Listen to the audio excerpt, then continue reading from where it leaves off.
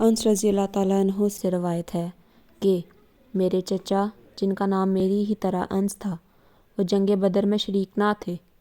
اس پر انہوں نے ایک دفعہ رسول مقبول صلی اللہ علیہ وآلہ وسلم سے عرض کی، یا رسول اللہ، سب سے پہلی لڑائی یعنی جنگ بدر جو آپ صلی اللہ علیہ وآلہ وسلم مشرکوں سے لڑے، میں اس میں موجود نہ تھا، لیکن اگر اب کوئی لڑائی آپ صلی اللہ علیہ وآلہ وسلم کی مشرکوں سے ہوئی تو اللہ جان لے گا کہ میں کیا کارنامے دکھاتا ہوں۔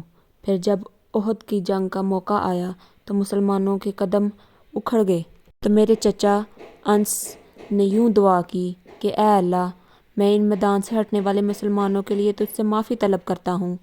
اے اللہ، ان مخالف مشرکوں کے ظلم و تعیدی سے بیزاری ظاہر کرتا ہوں۔ پھر یہ کہہ کر مشرکوں کی طرف بڑھے۔ سامنے ایک صحابی سعد بن معاذ ملے تو میرے چچا نے کہا، اے سعد بن معاذ، آؤ، اب تو جنت حاصل کرنے کا موقع ہے۔ اور پھر کہا کہ میرے باپ کی قسم، میں تو احد پہاڑی کی طرف سے جنت کی خوشبو سونگھ رہا ہوں۔ سعد بن معاذ نے بعد میں رسول اللہ صلی اللہ علیہ وآلہ وسلم کو یہ واقعہ سنایا تو عرض کیا، یا رسول اللہ، مجھے تو جرأت نہ ہوئی کہ میں وہ کچھ کرتا جو انس نے کیا۔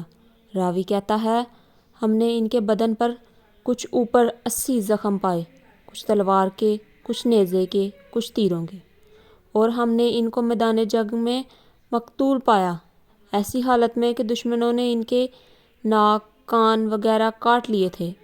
ہم تو ان کو نہ پہچان سکے، ہاں ان کی ہمشیرہ نے ان کی انگلی کے ایک پورے سے ان کو پہچان لیا۔